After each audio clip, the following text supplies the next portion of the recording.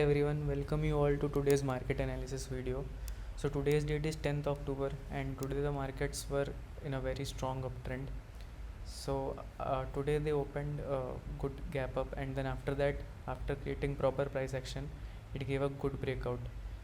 So finally, after three or four sessions where market used to open gap up or gap down, and then giving and being then sideways, it has finally given a intraday trend.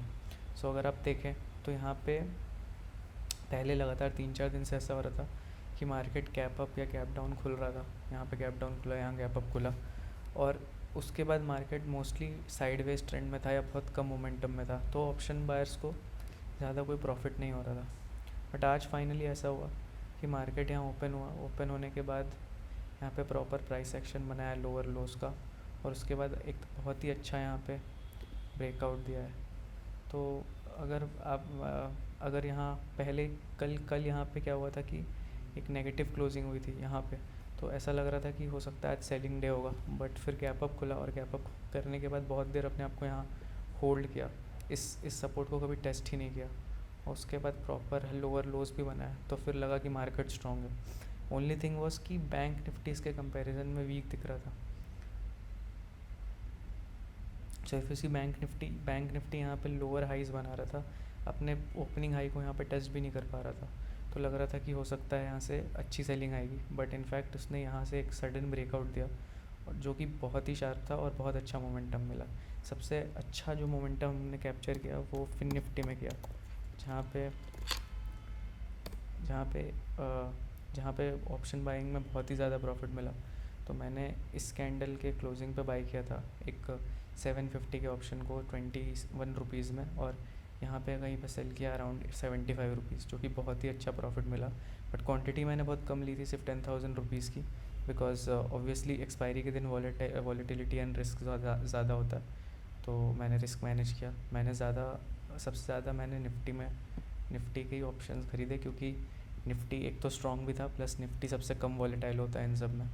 तो ये सोच के मैंने Nifty में ही trade किया.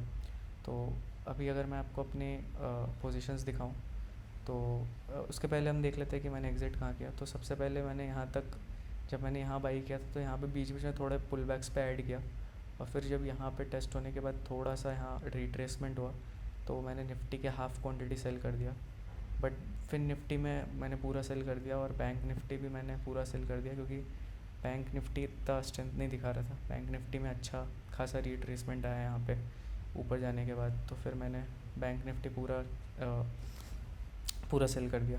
तो अगर मैं आपको अपनी पोजीशंस दिखाऊं, तो यहाँ पे अगर आप देखें तो मेरे को आज 1.5 लाख के अराउंड का प्रॉफिट हुआ है, जिसमें मैंने ऑलमोस्ट सब बुक कर लिया. बस निफ्टी में मैंने 400 क्वांटिटी रखी है और 400 सेल कर दी.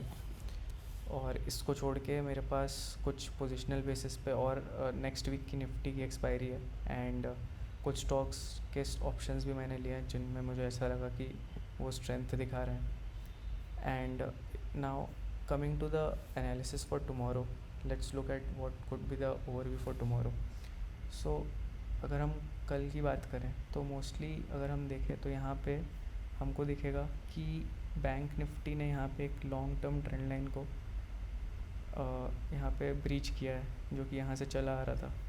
तो और इसके बाद इसको टेस्ट भी किया. तो अगर यहाँ पे ये कल सपोर्ट इस्टेब्लिश करता है, तो मान लो कि यहाँ पे अगर ये गैप अप भी खुलता है, और गैप अप खुलने के बाद यहाँ तक आता है, और यहाँ सपोर्ट लेके रिवर्स होता है, और मान लो कि यहाँ से एक डब्लू पैटर्न बनाता है या कुछ, तो फिर हमको एक बहुत ही अच्छा ट्रेंड मिलना चाहिए बैंक निफ्टी में, स्पेशली क्योंकि कल बैंक निफ्टी में एक्सपायरी है.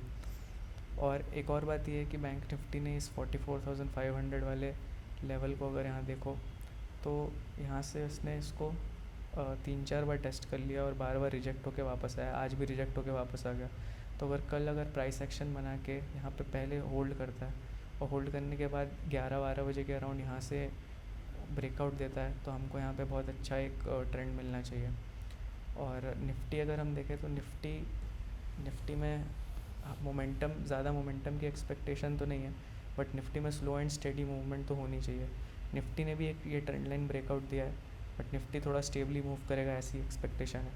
तो अगर इन केस यहाँ पे गैप डाउन खुल जाता है मार्केट, भले निफ्टी हो या बैंक निफ्टी हो, बड़ा गैप डाउन होगा। तो अगर बड़ा गैप डाउन होगा तो यहाँ पे फिर ऑप्शन सेलर लोग के लिए रेंज बन जाएगी, ये वाली और ये वाली।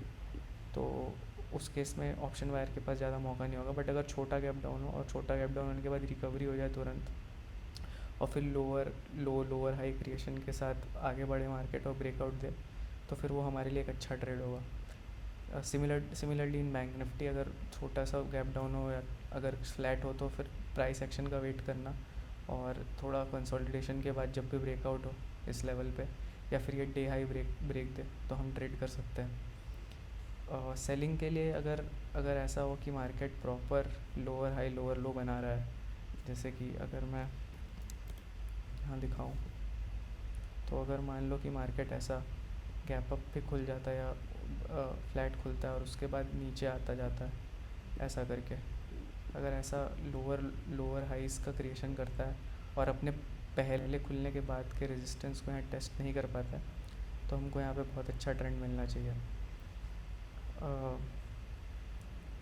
तो यहाँ से हमको एक सेलिंग का अपॉर्चुनिटी मिलेगा, बट सेलिंग से ज़्यादा मार्केट में भी बाइंग ही प्रेफर्ड रहेगी, क्योंकि अभी अगर हम डेली चार्ट्स पे देखें तो डेली चार्ट्स पे हमको एक बहुत ही अच्छा ट्रेंड मिला है। डेली चार्ट्स पे यहाँ पे हमको एक बहुत ही अच्छा ट्रेंड यहाँ पे मिल रहा है, तो इसको यहाँ पे कंटिन्यू करना चाहिए, कल एक फॉलो थ्रू देना चाहिए, जिससे हम एक कन्फर्म्ड अप ट्रेंड में भी आ जाएंगे। तो that's it for today's video. Please subscribe to my channel, और मैं अपने P&L का वेरीफाइड लिंक अपने डिस्क्रिप्शन बॉक्स में अटैच कर दूँगा, इसमें आप मेरा P&L वेरीफाई कर सकते हैं एंड देख सकते हैं। Okay, thank you, will meet you in the next video.